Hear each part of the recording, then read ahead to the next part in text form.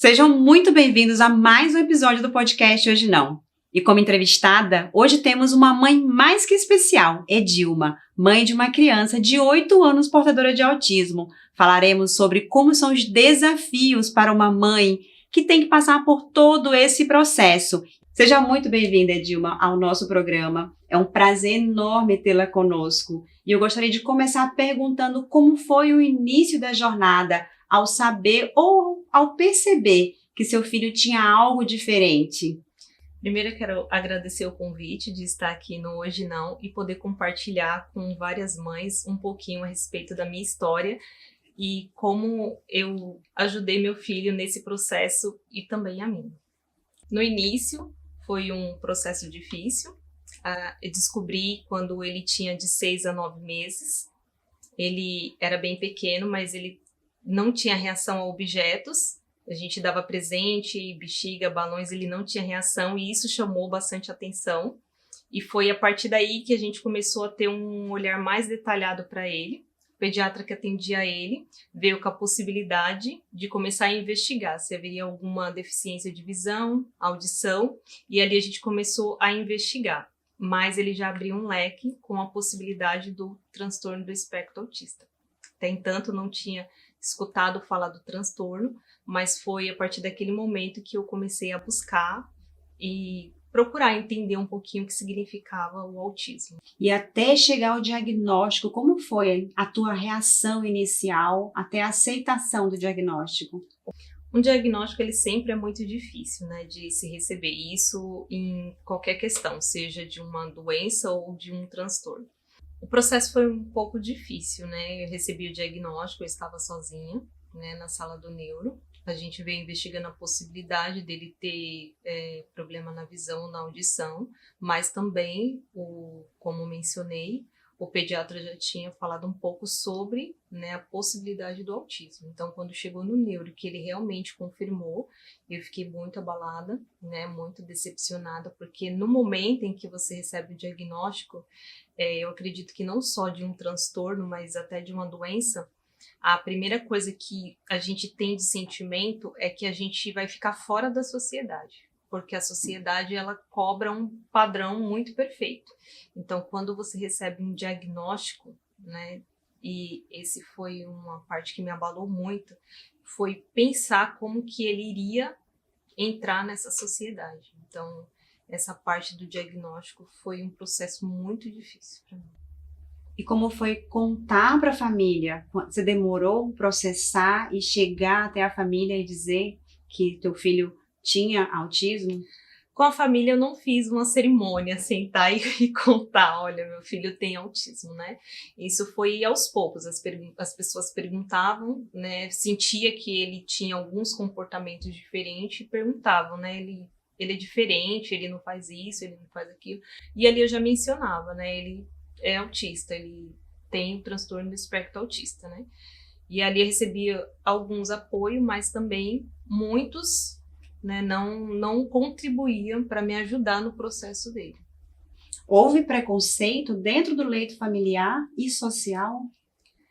O preconceito, eu acredito que não, mas a aceitação de ter um membro na família que fosse diferente do que a sociedade aprova. Eu acho que essa é uma resposta para entender um pouquinho, né? Eu acho que todo mundo tem esse medo, né? Então, aceitação acredito que teve da criança, mas em relação ao transtorno, eu acho que nenhuma família, né, gostaria de ter pelo fato de estarmos numa sociedade que exige muita perfeição. Nós sabemos que existem desafios que muitas vezes são inesperados. E como você respondeu a esses desafios, tanto de forma emocional como na prática, no dia a dia? Você trabalhava fora quando você recebeu esse diagnóstico? E como foi depois disso? Os desafios são muitos, né? Eu acredito que enfrentar o preconceito e o dia a dia é um dos maiores desafios que a gente encontra.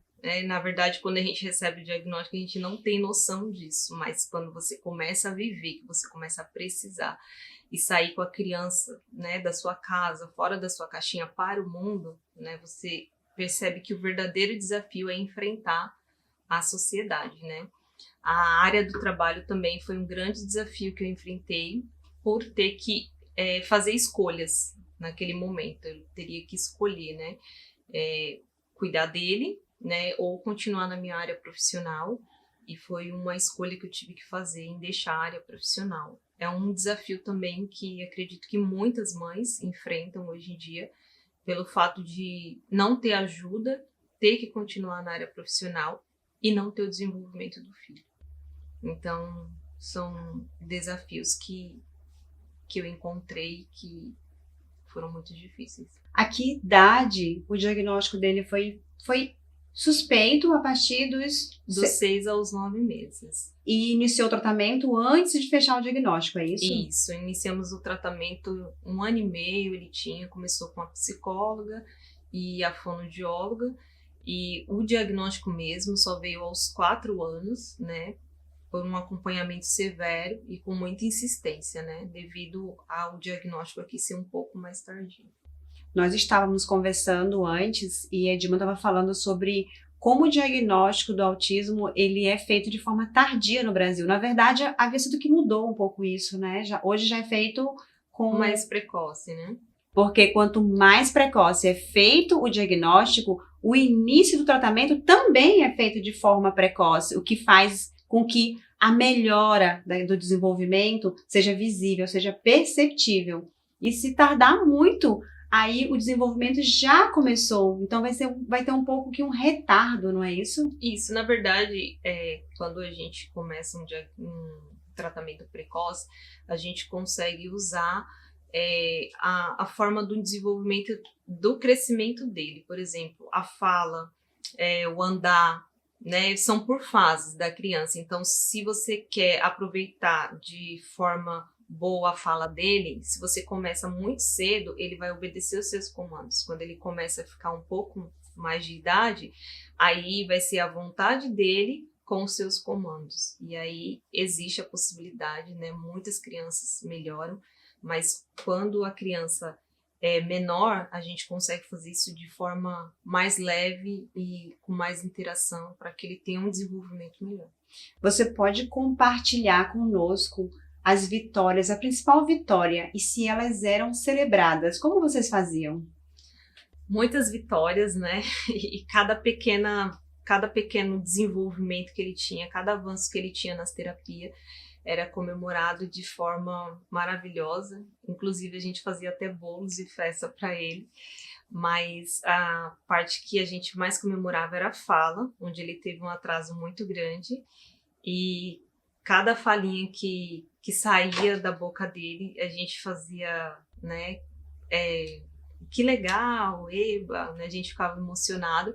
E a gente também ensinava que qualquer avanço que ele mesmo fazia era muito bom. Então, ele mesmo, né, quando falava alguma coisa, quando, né, pronunciava uma palavra, uma frase, ele mesmo já tinha essa forma de vir contar alegre. E aí a gente também ficava mais alegre. Muito bom, vocês viram o quanto que é importante partilhar com a própria criança cada vitória dela, como é importante celebrar a cada novo avanço, por menor que seja. Exatamente. Porque é um avanço, não é isso? Para quem tem limitações, certas limitações, o aprendizado um pouco mais tardio, então cada passo, por menor que seja, é extremamente importante, não é isso?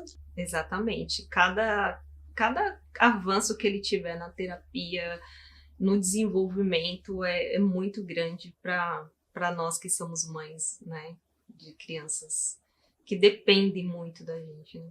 Edilma, fala um pouco pra gente como foi a mudança na tua rotina. Você mencionou anteriormente que deixou de trabalhar fora justamente para se dedicar exclusivamente à criação do teu filho. Como isso mexeu com o teu psicológico? Como foi a mudança, as modificações dentro do leito familiar? Eu diria que a mudança ela foi radical, né? E muito necessária, né? Não só da parte do emprego, mas de tudo, né? De mudança de estado, entre outras coisas que eu tive que mudar. Mexeu muito com o meu psicológico, né? Fiquei muito abalada. porque eu me coloco no lugar de você ter que fazer uma escolha. Ou você vai ajudar ele agora e futuramente você vai ver ele desempenhar sozinho, ou você vai carregar ele para sempre, né, na sua vida, né? E aí a gente não sabe o tamanho do peso quando é adulto. Quando é criança, talvez eu possa carregar ele naquelas limitações. Mas e quando ele for adulto, né? O que vai me gerar essas limitações? Então eu tive que fazer escolhas pensando também num futuro para ele e num futuro para mim. Mas não deixei de fazer nada, né? E aqui eu não sei, mas queria dar uns conselhos para as mães que acabam ficando impossibilitadas de trabalhar como eu, não deixar de fazer alguma coisa por você. Eu foquei nos estudos, porque é uma fase. Quando essa fase dele passar, a gente precisa continuar vivendo. Então, quando essa fase dele passar, eu sei que eu vou voltar, vou me inserir no mercado. Então, o estudo foi uma forma que eu encontrei no meio dessa minha mudança, né? De ter que abrir mão de muita coisa para mim por ele, né? E o estudo foi justamente focado na psicologia, não é isso? Para conhecer um pouco mais, para buscar entender um pouco mais, foi isso? Exatamente. Eu fiz muitos cursos, inclusive ABA, né, que é especializado para cuidar de crianças, aprendizagem, né, na educação infantil e a psicologia, a psicopedagogia. Porque dificilmente você encontra tudo isso em um lugar só. São informações soltas. Você encontra um neuropsicólogo falando, você encontra um neurologista falando, mas você não encontra toda uma equipe multidisciplinar com conteúdo para você. E o que você fez? Como uma mãe mais que especial, você foi buscar esse conhecimento para trazer para dentro da tua casa, para ajudar na criação do teu filho. Edilma, nós sabemos como é difícil, como é desafiador você mudar a tua rotina de forma radical, como você falou. E nesse caso foram escolhas que você fez, você optou por fazer isso justamente para ter uma qualidade, para dar uma qualidade de vida melhor para o teu filho e para estudar, para buscar conhecimento. Você acha que em algum momento você já não se cuidava mais, que você abriu mão de quem você é? E como você vê isso do autocuidado para as mães que fazem o que você fez? Sim, me perdi, né? O foco de querer que ele avançasse muito rápido, de se preocupar muito com ele, deixei de me cuidar, inclusive das necessidades básicas, vestimenta, cabelo, deixei as coisas básicas, né, com foco totalmente nele, né? Agora, depois de 8 anos, né, que ele está bem desenvolvido, que ele tem mais autonomia, voltei a me cuidar e o processo do estudo me ajudou muito na questão mental, para eu não perder totalmente o autocuidado e não conseguir prosseguir mais com a minha vida, né? Com a carga tão pesada que uma mãe de uma criança tem, né? Mesmo porque a cobrança, ela, além de ser social, familiar, além de ser do entorno, é a tua cobrança interna. Você se cobra muito. Eu tenho que dar o meu melhor, eu tenho que fazer o meu melhor, nem que para isso eu tenha que abrir mão das minhas necessidades. Quais as estratégias que você desenvolveu ao longo do tempo para ajudar no bem-estar do teu filho? Eu acho que uma das estratégias que eu uso até hoje é focar no melhor dele, no que ele faz de melhor. Isso me possibilita a ajudar ele mais no desenvolvimento. Naquilo que eu vejo que ele consegue de melhor, eu foco naquilo ali e busco ajudar ele dessa forma. Um exemplo é a dificuldade dele, a maior era na fala. Então, quando eu percebia que ele gostava de qualquer som, de qualquer brinquedo que relacionasse, né, com a fala, ali eu focava naquilo que ele gostava e ali eu começava a ajudar ele dessa forma, né, nesse desenvolvimento dele. Você chegou a experimentar diferentes terapias, abordagens para ajudar o seu filho? Sim, mas sempre busquei de profissionais conceituados, né, e sempre dentro do limite dele. Nunca generalizei ele, né? É autista, então todo autista tem que fazer a mesma coisa, todo autista faz isso. Não, isso eu nunca fiz. Mas sempre busquei diferentes formas de trabalhar, a fala, o contato, sempre estava sempre buscando inovações de tratamento.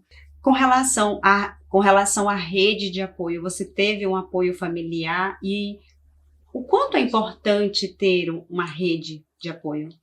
O apoio familiar, eu e meu esposo tivemos na questão do carinho, do afeto, né? Agora, na forma física de ajuda, né, foram poucas pessoas. E isso envolve muito, né, na questão principalmente emocional, psicológica, porque às vezes quem está de fora não consegue, né, ver qual é a verdadeira necessidade, né, da mãe de uma criança com transtorno ou até com deficiência, que muitas vezes, às vezes não é estar com a criança, mas enfim, uma palavra, um apoio. Então, muitas vezes, a maior necessidade da mãe, né, de um apoio, de uma rede, é receber um abraço. Não é só cuidar do filho, né? Não é falar, vou pegar seu filho e vou cuidar dele, mas é pegar um momento e ouvir você, né? Sentir um pouquinho da sua dor ali, que não é só as terapias, o cuidado, mas o quanto você precisa desabafar um pouco, falar um pouco, sair daquele ambiente, nem que seja por 10, 15 minutos. Para ajudar as pessoas, muitas vezes nós não precisamos nem ter o conhecimento e nem ter as palavras, mas um ombro amigo, um apoio, um abraço, como você falou. Então, um momento com ela. Muitas vezes as pessoas só precisam disso. Não precisam que você seja expert no assunto ou que você esteja lá para consolar. Não, às vezes não precisa falar nada. Não é isso, só estar presente. Exatamente. Ou cuidar da criança, né? Porque às vezes quando as pessoas entendem que ajuda, a pessoa está precisando de ajuda, né? Precisa cuidar da criança. Não, às vezes a ajuda que as pessoas precisam é exatamente, né, o que falamos. É um abraço, um carinho, te ouvir um pouco, né? O apoio e o aporte familiar é importante não só para a criança, como a Edilma falou, quanto para os pais, quanto principalmente para a mãe, que é a mais cobrada por ela mesma e pela sociedade. Então, se você conhece alguém que tenha autismo, se aproxime da mãe, se aproxime do pai, tente ajudar essa família de uma forma que ela se sinta acolhida. O acolhimento é muito importante. Então, não trate com indiferença ou eu não sei como ajudar. Qualquer um pode oferecer um ombro, qualquer um pode oferecer um abraço, qualquer um pode dizer, eu estou aqui se você precisar. E não precisa que você esteja com a criança, pode estar com a mãe. A necessidade muitas vezes vem só disso, porque o foco vai para a criança, a sociedade, a família foca a criança, mas a mãe fica negligenciada, ela fica meio que abandonada, ninguém olha, não é isso? Exatamente. Inclusive, quando a gente recebe o diagnóstico, né, do filho, a gente tem total apoio e isso é maravilhoso, né? Tem psicólogo, psicopedagogo, já vem uma equipe multidisciplinar para cuidar do seu filho. Quando, na verdade, a mãe fica totalmente desprotegida, né? E eu acho que essa foi a fase mais difícil que eu encontrei dentro do diagnóstico do meu filho. Quando recebi o diagnóstico, ele teve total apoio e eu fiquei sem saber o que fazer, sem saber como começar e como procurar. Ter um filho, né, é fácil, né, é uma dádiva, né? Agora, você ter um filho com um transtorno e você ter que aprender a cuidar dele dentro daquele transtorno é um pouco mais complexo, eu diria, né? Então, quando recebe o diagnóstico, eu acho que os pais também deveriam ter uma rede de apoio para poder compreender um pouquinho o transtorno, né? Ou o que a criança tem, né?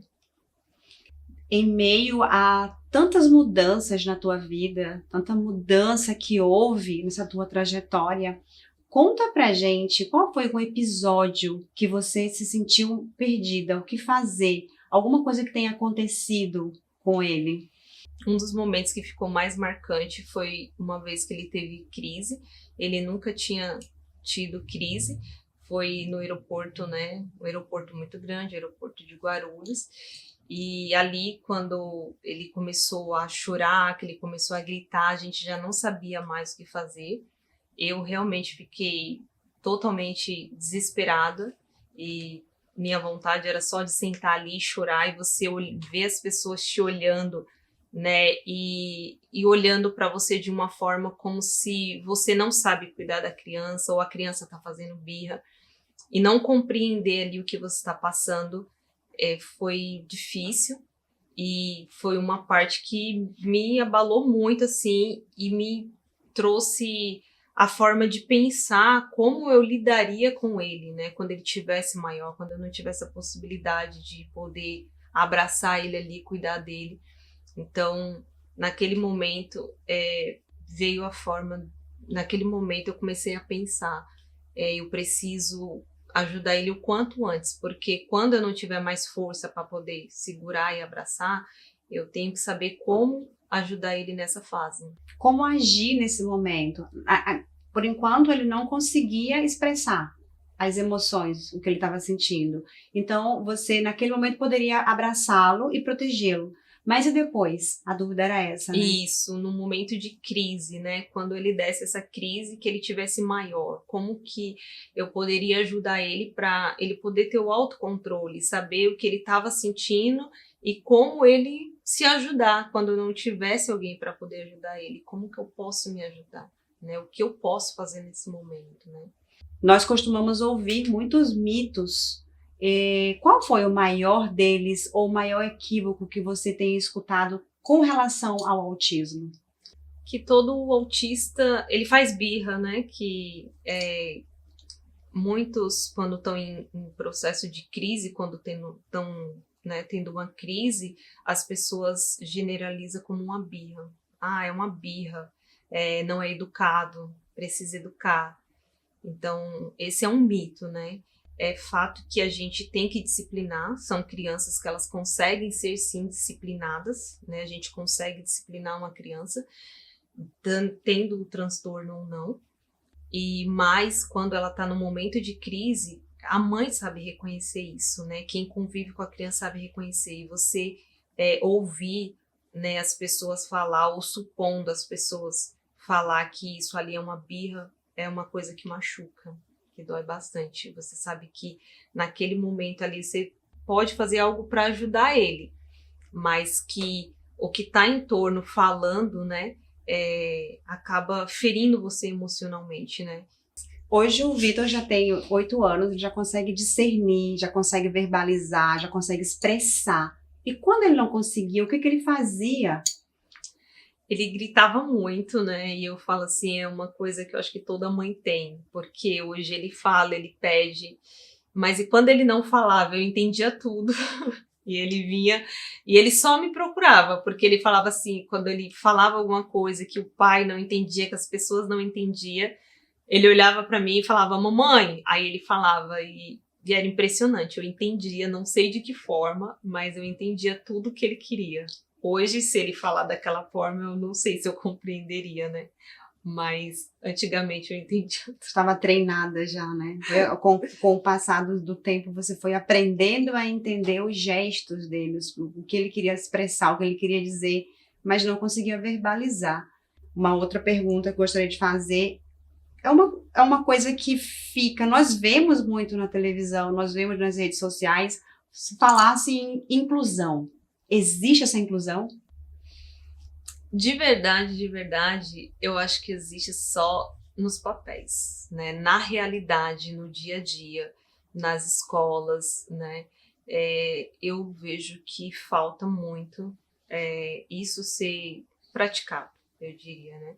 A gente não vê a prática. A inclusão, quando você fala que está incluindo, né? Eu acredito que a criança, ela tem que ter ali algo que ela... eu diria que ela consiga fazer. Vamos dar um exemplo sobre o material, né? A criança que ela está sendo inclusa, eu acredito que ela teria que ter um material apropriado para ela, né? E diferente de como as pessoas pensam ou falam, o autista, muitas vezes, ele tem dificuldade na compreensão do material, né, que é fornecido para educar eles, sejam iguais, né?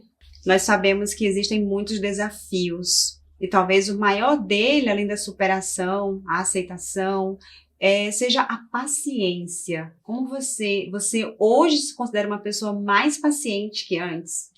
Hoje eu diria que eu aprendi a ter a verdadeira paciência, né? Antigamente eu acho que a minha paciência era falsa. Hoje a minha paciência é verdadeira.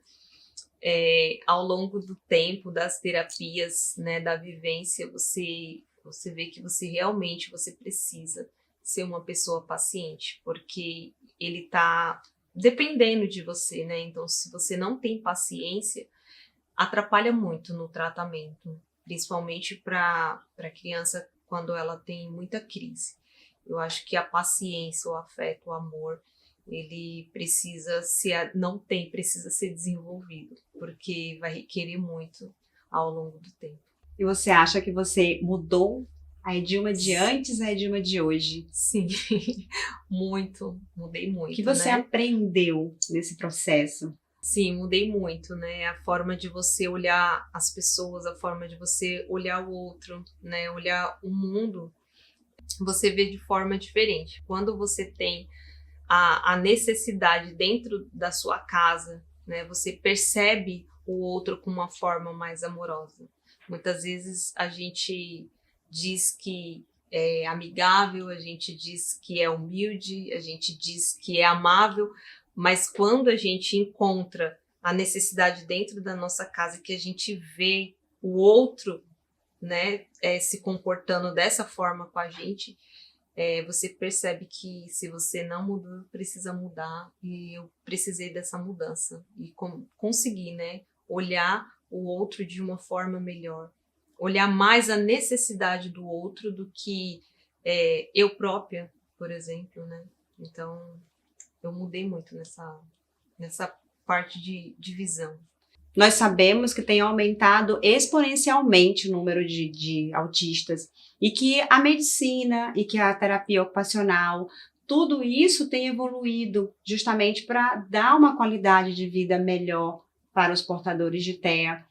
Você acha que hoje a ciência está tratando melhor, está cuidando mais, está mais atenta do que há 8 anos atrás?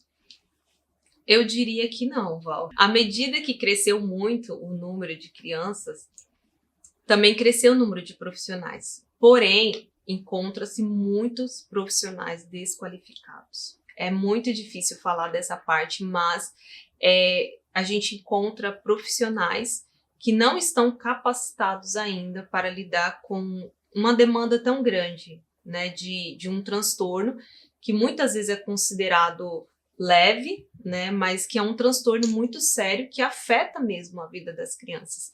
Então, eu diria assim que hoje falta mais conhecimento. Você diria que mais empatia? Não mais empatia, mas eu diria que eu acho que mais conhecimento na área mesmo, saber o que é o transtorno. Não é só uma birra, não é só um comportamento inadequado, né? Hoje em dia uma criança entra numa sala com um psicólogo, tem um comportamento inadequado, diagnosticado autismo. Não. O autismo, eu diria assim, 8 anos atrás, o meu diagnóstico com uns 7 anos, né, quando um pediatra olhou e ele percebeu características, né? Ele percebeu algo que hoje as pessoas percebem um simples comportamento. Então, eu diria que falta muito conhecimento hoje de profissionais. Qualificação. Eu acho que essa é a palavra. Muitas vezes, o que se observa são mães vendo as crianças com comportamentos típicos de criança, do desenvolvimento normal, natural, criarem. Ou por alguém que falou, ou ela observou, ou na própria escola, dizerem que a criança é autista porque ela tem umas características, o que não é considerado. É importante lembrar que para fechar o diagnóstico precisa-se de critérios. Existem critérios para fechar um diagnóstico. A pessoa pode ter, sim, traços, mas alguns traços podem não fechar o diagnóstico. É importante buscar profissionais qualificados, pessoas que entendam realmente, que já tenham conhecimento nessa área, e que queiram abraçar a causa. E principalmente, além de conhecimento e qualificação, que eles não vejam a criança, essa criança, como todas as outras, porque o tratamento tem que ser individual para cada uma. Cada uma tem a sua personalidade, cada uma tem o seu leito familiar, um meio social diferente, embora seja um transtorno, mas elas podem reagir de formas diferentes. Exatamente, até porque cada ser humano tem a sua individualidade, tem a sua personalidade. Edilma, o que você gostaria que todo mundo soubesse? Que mensagem você quer passar para as pessoas que nos acompanham? Eu acho que eu já comentei um pouquinho, mas o que eu gostaria que todo mundo soubesse é que todo autista tem capacidade. Eles conseguem sim se desenvolver, eles conseguem entrar no mercado de trabalho, eles conseguem ser independentes, eles conseguem se relacionar e se comunicar muito bem. Eu acho que essa é a mensagem que eu gostaria de passar, que a gente possa ver as possibilidades e não o que o autista não consegue fazer. O autista não consegue fazer isso, o autista não tem capacidade disso, mas ele é autista, mas ele tem capacidade, ele tem habilidades, e eu acho que a gente conseguir enxergar essas habilidades e essa capacidade nessas crianças, eles têm um desenvolvimento muito melhor. E se você pudesse dar um recado para mãe Edilma, de 7 anos atrás, 7 anos e meio, que recado você daria? Eu falaria para ela continuar, que o processo não foi fácil, talvez venha algum processo mais difícil, mas para continuar, porque a caminhada, ela foi difícil, ela é difícil, mas que traz muito aprendizado, muitas mudanças e sempre para o melhor. Algum sonho ou esperança que você tenha para o futuro do teu filho e para o futuro de vários filhos autistas que temos nesse mundo? Sim, o sonho é que esse desenvolvimento, essa busca que eu tive por ele demonstre, né, para todo mundo que o autista ele tem a capacidade e vê ele como a sociedade acredita que nós somos perfeito, mas não enxergar que ele seja o perfeito, mas ver que dentro das possibilidades dele, ele pode sim se inserir numa sociedade que se considera perfeita. Eu acho que esse é um sonho muito grande, as pessoas olhar e dizer um autista pode sim entrar numa sociedade que é considerada perfeita. Ele pode ser o que ele quiser. Ele pode ser o que ele quiser. Nós tivemos hoje uma história real de uma mãe de uma criança autista, mas antes de tudo, uma mãe. Foi mãe de primeira viagem e descobriu que seu filho tinha autismo, passou por todo o processo que você também pode estar passando, por todas as dúvidas que você também vem a ter. E a nossa intenção aqui não é falar de números, então não citarei a quantidade de pessoas, a quantidade de suspeitas de diagnóstico, mas sim a possibilidade de que a criança com autismo pode sim ter um desenvolvimento adequado, um desenvolvimento que ela possa ser inserida no meio social, ela não deve ser excluída. Não tenhamos preconceito, porque o preconceito é um conceito prévio daquilo que você nem conhece. Então busque ter conceitos, criar conceitos, busque conhecimento. Isso vai te libertar de qualquer tipo de preconceito que você possa ter. E ao ver uma mãe que está necessitando de ajuda, mesmo que ela não te peça, ofereça um apoio. Você não precisa oferecer nada mais além disso. É muito importante essas mães terem um apoio social, um apoio familiar, um apoio que ela possa se sentir, sim, que ela é capaz e que ela não está sozinha, porque nesse momento o que pode passar pela cabeça é que está sozinha. Exatamente, a gente se sente muito só, né? E o apoio, ele é fundamental. E não permita que isso aconteça perto de você, porque nós não estamos aqui nesse mundo para vivermos isolados. E por que nós vamos isolar as pessoas? Não tem sentido isso. Sempre busque para perto de você, sempre busque ser um ponto de apoio, sempre busque ser um alicerce. Isso vai te fazer tão bem quanto para a pessoa que vai receber esse apoio. Nós queremos agradecer muito a Edilma pela presença, pela história real, pela história de vida, pelas dores que ela passou, que ela contou, pela superação, uma mulher extremamente admirável, porque são pessoas reais que nós queremos trazer, são pessoas com histórias reais. Não adianta nós queremos contar uma história linda sem que tenha todo um processo que foi passado, que foi superado, porque estar aqui nessa terra é passar por tudo isso. É passar, sim, por tribulações, por momentos difíceis, é superar a cada dia um novo obstáculo. E Edilma está aqui hoje abrindo o coração, porque depois que você passa por esse processo, fica o quê? Um aprendizado. E esse aprendizado nós não devemos guardar para a gente, nós temos que passar adiante para que mais pessoas que estejam passando por algo semelhante saibam que sim, é capaz, você é capaz. Você é capaz de vencer, você é capaz de conseguir, e o filho também, o teu filho, a tua filha com autismo também são capazes. Não deixe que a sociedade, que os preconceitos, que os mitos limitem o seu filho. Bloqueie isso, não deixe que entre, não permita que entre na sua casa, porque você vai ser o apoio dele. Você vai ser a referência dele, não o que as pessoas dizem lá fora. Eu que sou muito grata de estar aqui hoje, contando um pouquinho da minha história, podendo compartilhar com vocês para ajudar mães também, que às vezes uma pequena palavra é um grande conforto para nós. Não desistir nunca, é muito importante, né? E muito obrigada por essa oportunidade. Por mais políticas sociais de apoio tanto às crianças quanto às mães, quanto aos pais. E para isso, Edilma faz parte de um projeto muito bonito chamado Mães Mais Que Especiais. Edilma, quando a pessoa quiser te encontrar, onde te acha? Eu tenho o Instagram, que é o mesmo que leva até o YouTube, que é o @Autismo Escola da Vida. Esse nome é pelo fato de a vida, né, ser uma escola pra gente, eu ter aprendido muito com o meu filho autista.